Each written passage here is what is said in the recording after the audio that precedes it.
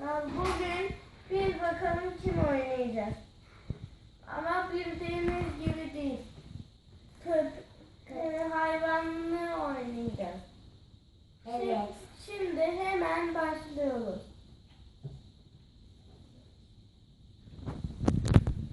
Önce şeklimizi seçelim.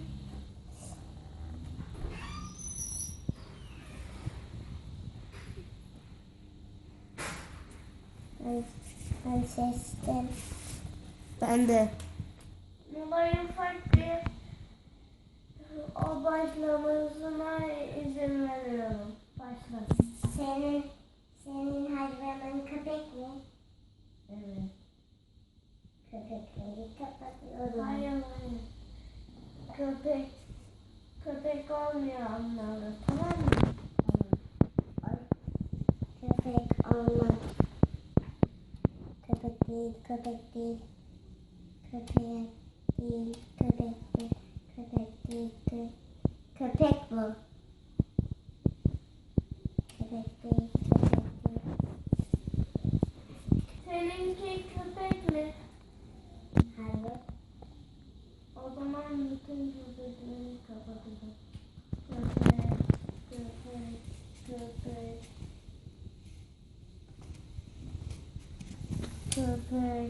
Köpek.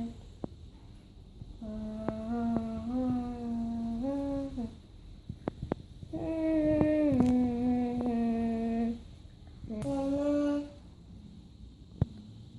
hayvanın kuş mu? Hayır. Hepsini, hepsini. Hayır kuzum. Seninki tasmalı bir domuz mu?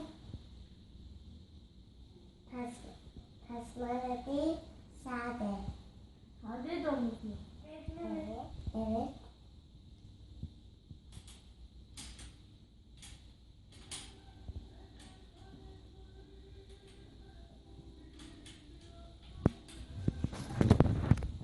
Kazandım.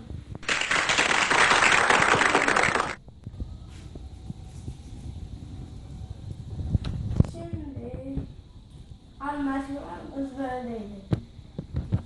Molay biber yiyecek. Hadi.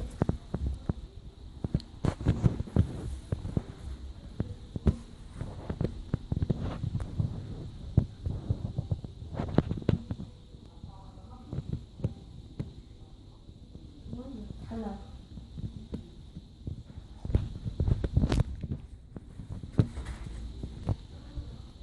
Merhaba. Arkadaşlar şimdi Molay biber yiyecek ve alıyorum.